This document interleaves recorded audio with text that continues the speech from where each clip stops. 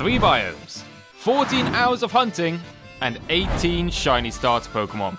Ladies and gentlemen, it's all built up to this. Welcome to my final shiny Pokemon speedrun of Scarlet and Violet. Today, we're going to try and catch every shiny starter Pokemon in the polar biome to complete my collection of all 24 shiny starters available in the Indigo DLC. But for this speedrun, I have just one goal in mind, aside from, obviously, finishing my collection of shiny starter Pokemon. So far, we've got the 18 starter Pokemon of the previous 3 biomes in an average of just over 4.5 hours in each biome. So, can I prove myself to be a true shiny hunting master and catch the last 6 shinies under that average time in the hardest biome of them all? Let's find out. First up, Piplup. I had an outbreak ready to go as the speedrun timer started and hoped to get a nice and easy first shiny caught, because I knew that this biome had some painful hunts waiting for me, so we had to get off to a flying start to counteract them. Okay, I'm really hoping for a quick hunt here. Come on Piplup, you gotta help me out. We're against the clock. Please just turn up now. Come on, together we can move on with our lives. Yes!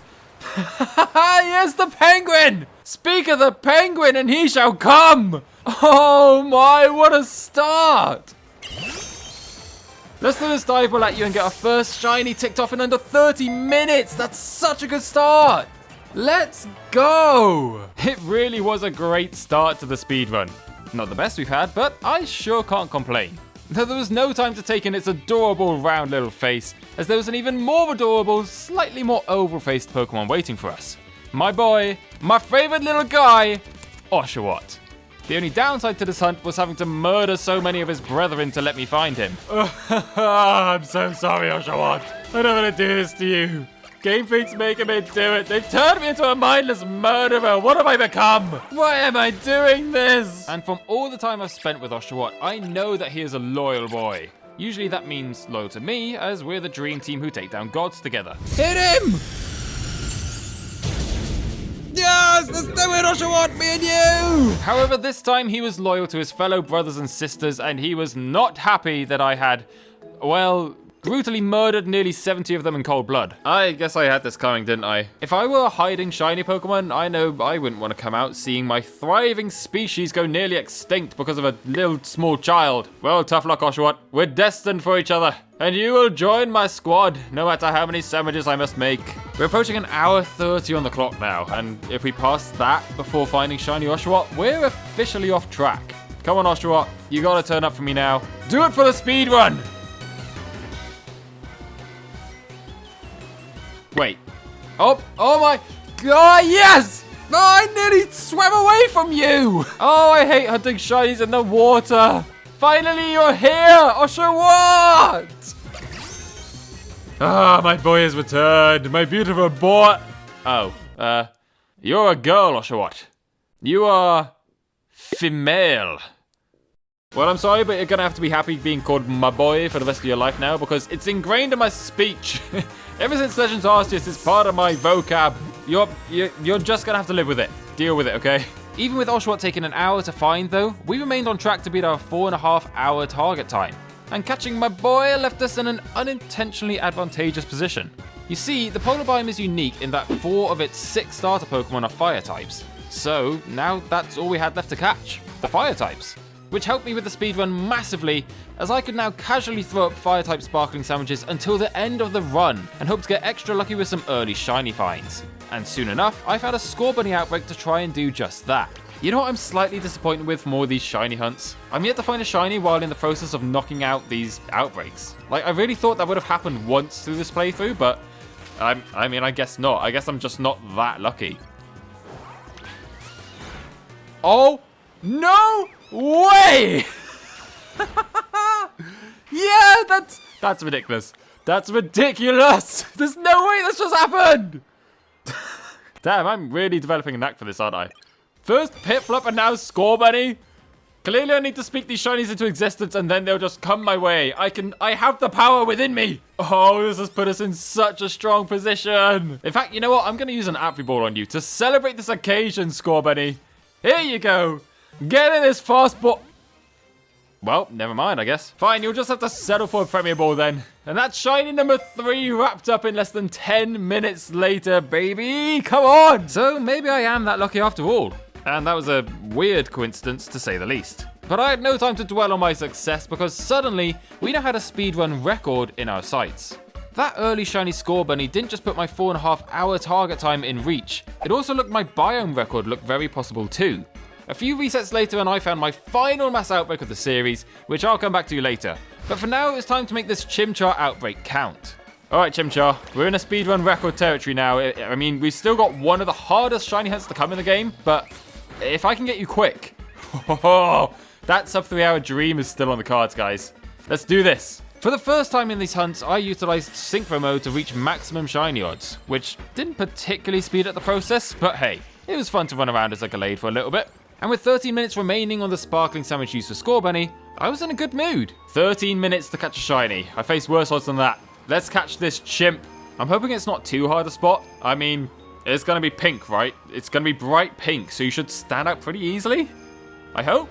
Unfortunately, the back of Chimchar's head is distinctly darker than the front, which kept catching me off guard, and that slowed me down as I kept having to do double takes to check if I missed a shiny or not.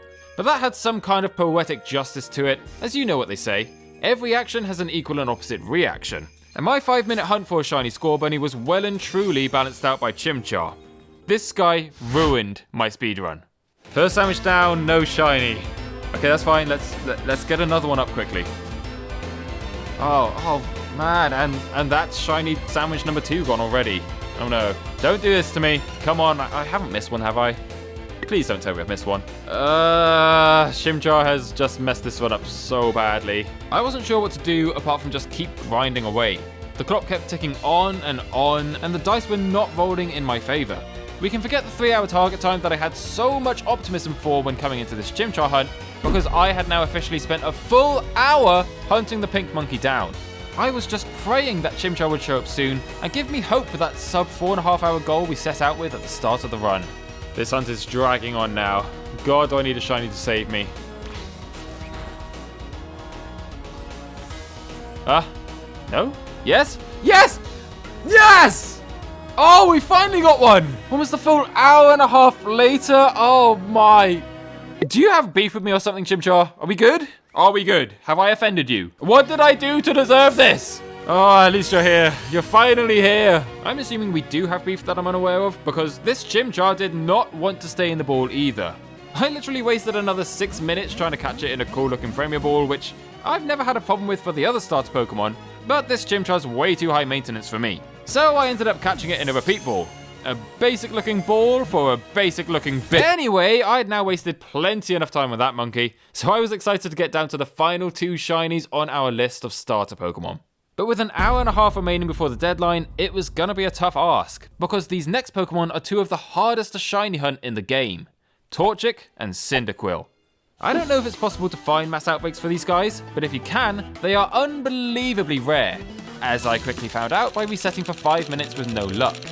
The reason they're so hard to find is because they only spawn in 2 tiny caves on the map, so overall it's just not worth the effort to try, especially when you can fully isolate them with sandwiches. So instead we set off straight away to find some KFC.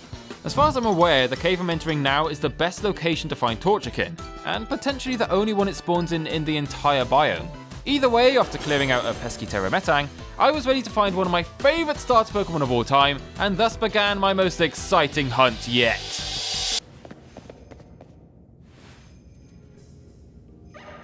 Well, this is fun. Yeah, there really isn't much to this hunt. I quickly found the best technique was to make a picnic, run to a little hole on the right hand side of the cave, and just wait and watch them spawn in. And then repeat, and repeat, and repeat. Until, oh hey, is that a shiny? Hey, yes! That's an obvious shiny if I've ever seen one. We got it, guys! Oh, I love Torchic. Fun fact, this little guy was actually my first ever Pokemon. That's right, first ever! I am a Pokemon Ruby baby, if you didn't know, and I couldn't be happy with my choice. Although admittedly I love all 3 starters from that game, so I really couldn't have gone wrong, could I? Come on! 3.5 hours down. That leaves us with 1 hour to catch my final shiny of the speedrun. It's gonna be close, guys. It's gonna be close. Just 1 Pokemon now stood between me finishing my shiny starter collection, winning the speedrun, and proving myself a shiny hunting master. Cyndaquil.